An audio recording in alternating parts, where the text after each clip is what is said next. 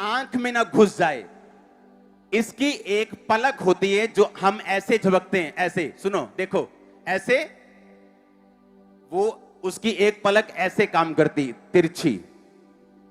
ये तिरछी पलक जो है ये बाज तब रखता है जब ये स्टॉर्म में, जब ये तूफान में उड़ता है।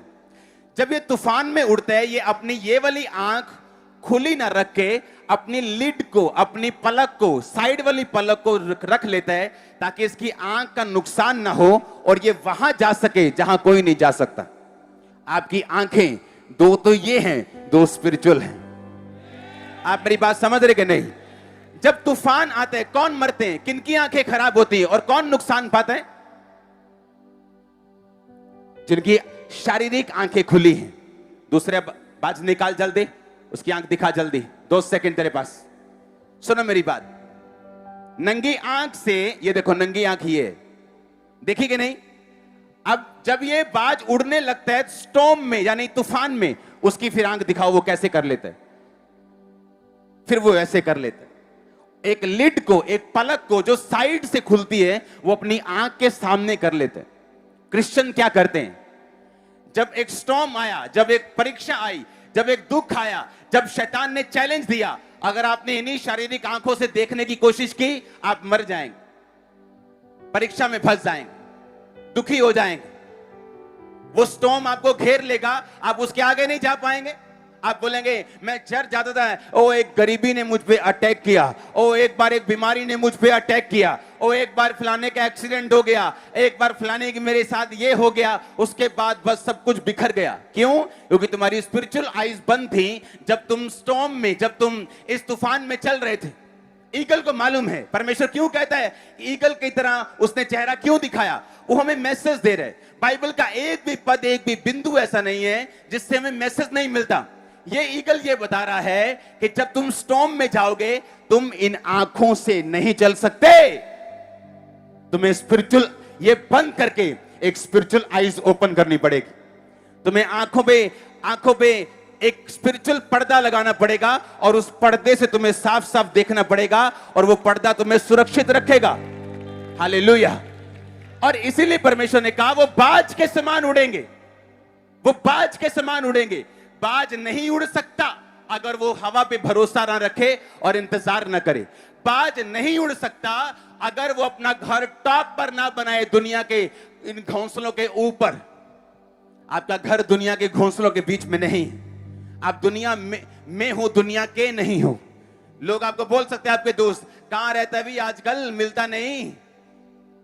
उन्हें मालूम नहीं मेरा घोंसला तुम्हारे घोंसले के पास नहीं रह सकता। मुझे ऊंचा उड़ना है। हाँ, मेरा ठिकाना तेरे ठिकाने के पास नहीं रह सकता। मैं बाज हूं, मैं कबूतर नहीं हूं, मैं कौवा नहीं हूं। मेरा घर तेरे घर के पास नहीं रह सकता, क्योंकि जब मुझे उड़ना है, जब मुझे उड़ना है, मुझे हवा के हिसाब से उड़ना है। तो हवा नीचे तो होगी नहीं। इसलिए बाज का जब भी आप घर देखेंगे, आप इसे टॉप पहाड़ी के ऊपर, टॉप वृक्ष के ऊपर, ऊंचे वृक्ष की या टॉप पहाड़ी के ऊपर देखेंगे, क्योंकि उसे वहां से छलांग मारनी है।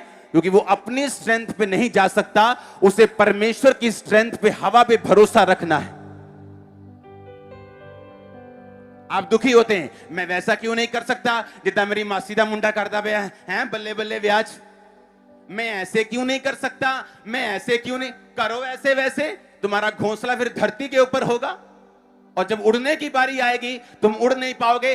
पंछी उड़ जाएंगे क्योंकि उन छोटे पंख है, छोटी शरीर है, आराम से उड़ जाएगा वो, लेकिन तुम नहीं उड़ पाओगे। तुम्हारा शरीर भारी है, तुम्हारे पंख बड़े, तुम थक जाओगे। इसलिए परमेश्वर ने कहा तुम संसार में रहते हो पर संसार के नहीं हो। मैंने तुम्हें संसार में से चुन लिया है, मैंने तुम्हें संसार में से चुन लिया है। अब संसार तुमसे प्रेम नहीं कर सकता क्योंकि तुम बाज बन चुके हो, तुम ईगल बन चुके हो।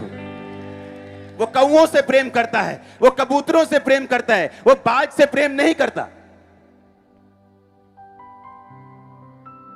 हालेलुया। उसने स्पिरिचुअल बजाई से, और उसने क्या कहा, अब ध्यान से सुनो। उसने कहा वो बाज के समान, फिर से पढ़ेंगे 40। उसने कहा यहोवा की बाट जोते हैं। बाट जोने का मतलब क्या है मालूम? इंतजार करना कि मुझे इस डायरेक्शन में जाना है, मैं यहोवा का इंतजार कर रहा हूं। मुझे ब्रांच खोलनी है। हाँ जी भैन जी, करियो ट्रेजरर साहब, हैगा पैसा? हाँ जी हैगा जी, चलो खोल दो। ऐसे ब्रांच नहीं खुलती। मुझे क्या करना है? इंतजार करना है। आप पैसे लगाकर भी लोग फेल हो रहे हैं, पता है? ब्रांचेस में पैसे लगा के भी फेल हो रहे हैं। कॉपी करने से नहीं होगा। जो यहोवा की बाट कि मुझे उस डायरेक्शन में प्रभु जाना है, मुझे उस काम को करना है, मैं यहोवा की बाट को जोता हूं। जब मैं यहोवा की बाट को जोता हूं, उसने कहा फिर तू उकाबों के समान उड़ेगा। और आमीन, ऊंचा चाहिए चर्च। जब उकाब फिर उड़ता है, लिखा वो